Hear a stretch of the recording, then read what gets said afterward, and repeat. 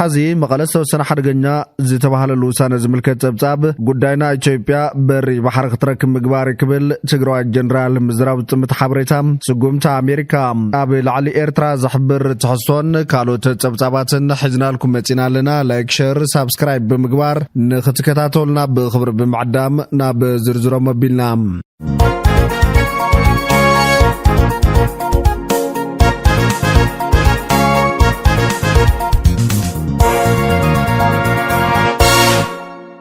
بولچا مهزم هيزم بدرجة هاجر استشلو معصر تحد مهاسي تجارب بمتحوار بيرو ساينس تكنولوجين جزاو من محضرن نافلوتو سنسرعات تسالي طلام ابتن بدرخ شلمات بريزيدانت جزاو من محضر تجرا جنرال تحدث ورد حويسو لعلو تمرر حمنجستن وكلت سفلالي تكالاتن مهاستن ترخيبا مالوم اب تجرا بركز ولو مهاست خمزلو زغلص بيرو ساينس تكنولوجين زاغيد بركز ولو تجمات حبرسب زقالولن مناورو زم محيشو سفلالي محنقوتات زفتحو صيتاو سرحت مهزو يوصو كمزلو حبيرلام نزو مهسي عقم بزفقد ببدرجو افلچو مهابن متبعنا قداس مخانا امينو ببغزو مدرخات كمزدالو زغلصت بيروم لوم دما مس غزوم محضر تግራይ بحبار بمخان ببركه هاجر توداديروم تحريو مهزو مهسي متابع شلمات مدرخ ادالي شليمالام بخالي وغن مغلسو سن حرغنا سبحال لوسانه تقامو بغيسلام ابغلغال تاكس كتما مغلو سخ تعريف تغيروم انتخون اب تግራይ حضرت ندادي زيكونت حضرت محضر ندادي كمزلو زوقس تغارو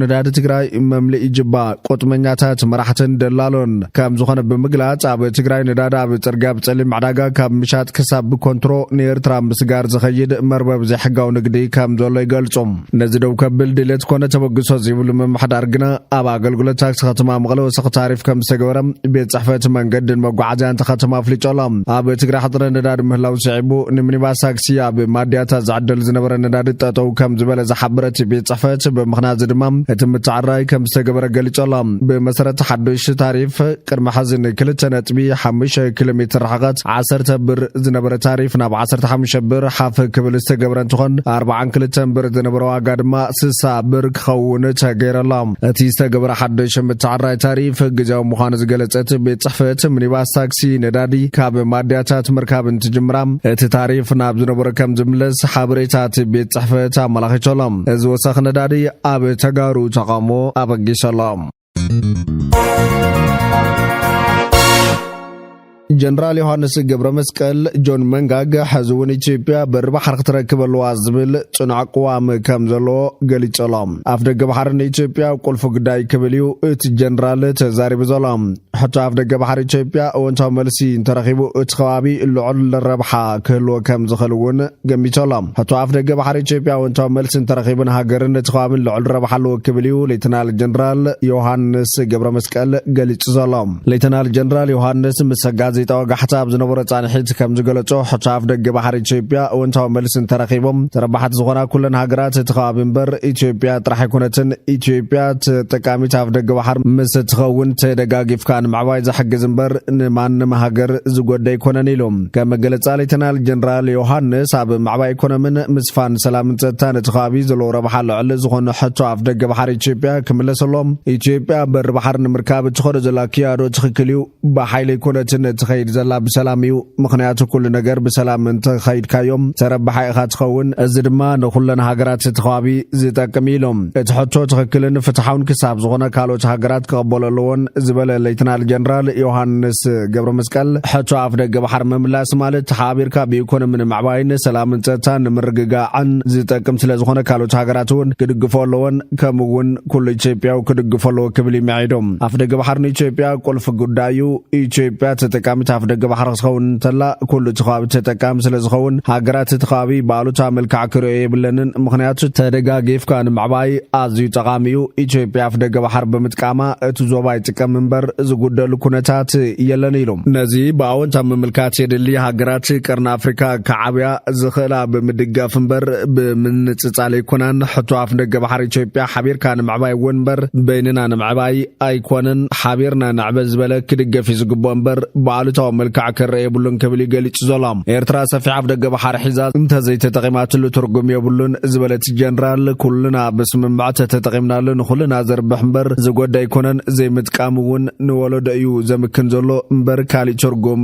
የብሉን ኢሎም በር ባሕሪ እንተ ዘይተጠቂምካሉ ምህላው ትርጉም የብሉን ናብ ረብሓ ክውዕል እንተሎ ብኡ ልክዕ ኩለን ሃገራት ተኻቢ ለምዓን ይቕየራን ንቐጻሊ ወለዶ ምሕሳብ የድልም እዚ ክውን እንተኾይኑ ድማ ኢኮኖሚያዊ ጸገም ይፍታሕ ኢትዮጵያ እንተ ተጠቀመት ኩሉ ይርባሕ ጉዳት የብሉን ብፍላይ ኤርትራ ኣብዚ ጉዳይ እዚ ክትዕንቅጽ ይግባእን ክብል እዩ ምዒድ ዘሎ ኢትዮጵያ ሕቶ ኣፍ ደገ ባሕሪ ምልዓላ ንመንግስቲ ኤርትራ ዘስጋ ይኮነን ኢትዮጵያ ብሓይሊ ኣፍ ደገ ባሕሪ ክወስድ የበለትን ንዝራረብ ሓቢርና ንጠቐም ሓቢርና ንዕበያ ትብል ዘላ ቀንዕና እንተሃልዩ ናብ ስጋት ዘብፅሕ ይኮነን እወንታዊ መልሲ ዘድሊ ኢሎም ኢትዮጵያ ኣፍ ደገ ባሕሪ ብምጥቃማ ንህዝቢ ኤርትራ ዝጠቅም እንተኾይኑ እምበር ኣይጎድን ዝበለ ሌተናል ጀነራል ዮሃንስ ብሓባር እናተጠቐምካ እንተዓቢኻ ሰላምን ልምዓትን ይነግስ ካሊእ ጉድኣት የብሉን ኢሎም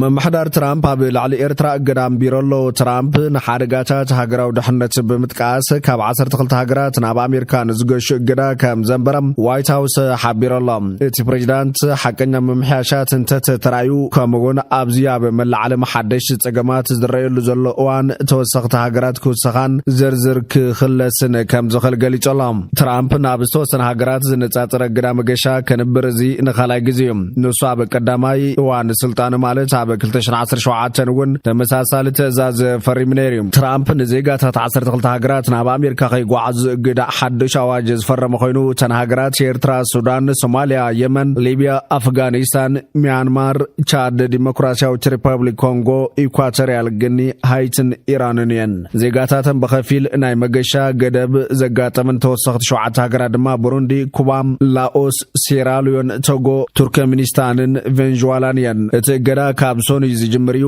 ቀድሚ 8 ዓመት ተመሳሳሊ ሰጉምቲ እገዳ ምስ ተወሰደ ኣብ መላእ ሃገር ኣብ ዝርከቡ ማዕርፎ ነፈርቲ ህውከት ተኸቲሉ ምንባር ዝፍለጥ እዩ እዚ ናይ ሕዚ ኣቐዲሙ ውሕድ መዓልታት ዕድል ሂበሎ ዋይት ሃውስ ሰጉምቲ እዚ ንኣሜሪካውያን ሓደገኛታት ካብ ዝኾኑ ወጻእተኛታት ክንከላኸለሎም እዩ ዝብል ትራምፕ ኣብ መርበብ ሓበሬታ ትሩዝ ሶሻል ኣብ ዝለጠፈ ቪድዮ እቲ ኣብ ቀረባን ኣብ ኮሎራዶ ዝተፈጸመ መጥቃዕቲ ግብረ ሽበራ ነቲ ብግቡእ ዘይተመርመሩ ወጻእተኛታት ዜጋታት ዘስዕብዎ ከቢድ ሓደጋታት ከም ዘጉልህ ገሊጸሎም ብሰንበት ኣብ ኮሎራዶ ሓደ ሰብኣይ ጆሆን ዝተተሓዙ እስራኤላውያን ንምድጋፍ ኣብ ዝተኣከቡ ሰባት መጥቃዕቲ ብምፍጻሙም 12 ሰባት ቆሲሎም እቲ መጥቃዕቲ ፈጺሙ ተባሂሉ ዝተኸሰሰ ሰብ ግብጻዊ ምዃኑ ተፈሊጦሎም ሕጋዊ ቡድሆታት ከጋጥሞ ትጽቢት ዝግበረሉ ዳሕራዋይ ትእዛዝ ትራምፕ ካብ ውሽጢ ሃገርን ወጻኢን ቁልጡፍ ግብረ መልሲ ረኺቡ ሶማልያ ዝኾነ ይኹን ጉዳይ ጸጥታን ምፍታሕ ምስ ኣሜሪካ ክሰርሕ ቃላት ኣላ ኣምባሳደር ሶማል ኣብ ኣሜሪካ ዳሂር ሓሰን ዓብዲ ኣብ ዝሃቦ መግለጺ ሃገሩ ምስ ኣሜሪካ ንጸንሐ ርክባ ኸቢራ ከም እትሪኦ ገሊጾሎም ሚኒስተር ውሽጣዊ ጉዳያት ቬንዙዌላ ዲዮስዳዶ ካቤሎ ኣብ ኣሜሪካ ምህላው ንቬንዙዌላውያን ጥራይ ዘይኮነስ ንዝኾነ ሰብ ዓብዪ ሓደጋ ይክብለ ጸንቂቖም ኣባላት ሰልፊ ዲሞክራት ነቲ ስጉምቲ ንምኹናን ተቐላጢፎም እዮም ፕራሚላ ጃያፓል ዝተባሃለት ኣባል ኮንግረስ ዲሞክራት ካብ ዋሽንግተን ኣብ ማሕበራዊ መራኸብታት ኣብ ዘርግሕቶ ጽሑፍ እዚ ካብቲ ትራምፕ ኣብ ቀዳማይ እዋን ስልጣኑን ኣስላም ዘካየደ እገዳ ብዝያዳ ኣብ ዓለማዊ መድረኽ ክነጽለና ጥራዩ ኢላላ ካሊ ዲሞክራት ኣባል ኮንግረስ ዶን ቤር ትራምፕ ናተሓሳስባ ናይቶም ንኣሜሪካ ዝመስረቱ ጠሊም ይብል ትራምፕ ኣብ 2017 መጀመርያ ግዜኦም እገዳ መገሻ ክግበር ኣዚዙ ኢራን ሊብያን ሶማልያን ድማ ገለ ካብተን ዕላማ ናይቲ ትእዛዝ ምንባረን ኣይርስዓን ነቲ ዝተወሰደ ስጉምቲ ነቐፈይቶም ዘስምዑ እገዳ እስላም ክብሉ ገሊጾምዎ ምክንያቱ ካብተን ዝተኣገዳ 7 ሃገራት ዝበዝሓ እስላማውያን ስለ ዝነበራ ዋይት ሃውስ ነቲ ፖሊስ ብምሕያሽ ክልተ እስላማውያን ዘይኮነ ሃገራት ሰሜን ኮርያን ቬንዙዌላን ወሲኾሎም ኣብ 2018 ድማ ብላዕለዋይ ቤት ፍርዲ ተቐባልነት ተረኺቡ ንትራምፕ ተኪዩ ዝመፀ ፕሬዚዳንት ጆ ባይደን ነቲ እገዳ ደገል ኣብ ሃገራዊ ሕልናና ብምባል ኣብ 2021 ሰሪዝዎ እዮም ዩክሬን ኣብ ላዕሊ ሚሳይላት ጸዓነት መርከብ ሩስያ ኣብ ማእኸል ባሕር ደብዳብ ድሕሪ ምክያዳ ፑቲን ሓነክፈድ ግድን እዩ ብምባል ትራምፕ አጠንቂቖም ትራምፕ ድሕሪ መጥቃዕቲ ምስ ፑቲን ብቴሌፎን ድሕሪ ምዝራቡ ፑቲን ነቲ ኣብ ላዕሊ ሚሳይላት ጸዓነት መርከብ ዝተፈጸመ መጥቃዕቲ ተሪር ግብረ መልሲ ክህበሉ ምዃኑ ሓቢርን ኢሉ ሰመዝ ሩስያ ብረቡዕ ምሸት ነቲ ትራምፕ ዝበሎ ሓቂ እኳ እንተዘይበሉ ወታደራዊ ግብረ መልሲ መሃብ ግን ከም ቀንዲ ኣማራፂ ከም ዝወስዱ ሓቢሮም ኣሎም ትራምፕ ምስ ፑቲን ላዕሊ ሓደ ሰዓት ድሕሪ ምዝራቡ ኣብ ማሕበራዊ ሚድያ ብዘካፈሎ ጽሑፍ እዛ መንጎ ሩስያን ዩክሬንን ቅጽበታዊ ሰላም ከምጽእ ከም ዘይክእል ገሊጹላ። ብመንግስቲ ሩስያ ትውነን ማዕኸን ዜና RIA ኖቮስቲ ፑቲን ትራምፕ ዩክሬን ነቲ ዝካየድ ዘተን ምዝራግ ትሰርሕ ከም ዘላ ምሕባሩ ቃሊሓላ። ብተወሳኺ ሩስያ መንግስቲ ዩክሬን ናብ ግብረ ሽበራዊ ጉጅለ ከም ዝተቐየረት ኣብ ማዕኸን ዜና ሓቢራላ። መራሕቲ ኣሜሪካን ሩስያን ዩክሬን ብሓደ ሰነ ኣብ ላዕሊ ሚሳይላት ጻዕነት ወተሃደራዊት መርከብ ሩስያ መጥቃዕቲ ድሮን ድሕሪ ምክያዶም እዮም ብቴሌፎን ተዘራሪቦም። ትራምፕ ብወገኑ ዩክሬን ኣቐዲማ ብዛዕባ እቲ መጥቃዕቲ ንኣሜሪካ እውን ከም ዘይሓበረታ ገሊጾም። ሚኒስትር ኢንዳስትርያላዊ ውጥናት ዩክሬን ዩሪቭ ሳክ ምስ ራድዮ 4 ወርልድ ቱናይት ኣብ ዝገበሮ ቃለ ማሕተት ሩስያ ብላዕሊ ዩክሬን ከቢድ መጥቃዕቲ ሚሳይልን ድሮንን ምስ ፈጸመት ኣሜሪካ ብልዕሊ ሩስያ ዝያዳ ኣገዳን ሸቐጥን ክትገብር ትጽቢት ከም ዝነበሮም ሓቢሩ። ኣብ ዝሓለፈ ሰሙን ትራምፕ ንፑቲን ናይ 2 ሰሙን ናይ መወዳእታ መጠንቀቕታ ግዜ ዘቐመጠሉ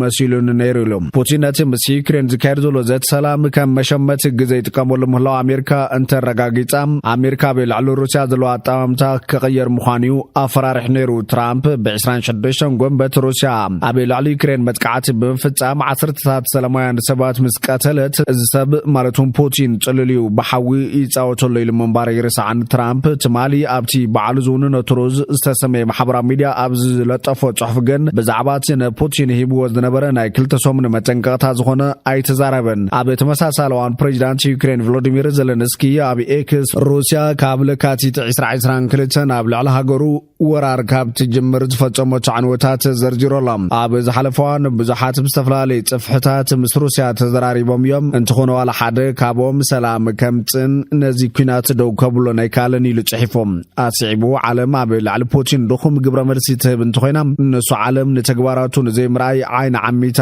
ከም ዘላ ገይሩ ዝርዳይ ኢሉ። ብረቡዕ ምክትል ቀዳማይ ሚኒስተርን ላዕለዋይ ሓላፊ ቤት ጽሕፈት ፕሬዚዳንትን ዝርከብዎም ላዕለዎት ሓለፍቲ ዩክሬን እቲ ኩናት ደው ዝብለሉ ኣገባብ ንምዝታይ ምስ ሴናተራት ኣሜሪካ ንምዝታይ ኣብ ዋሽንግተን እዮም ነይሮም።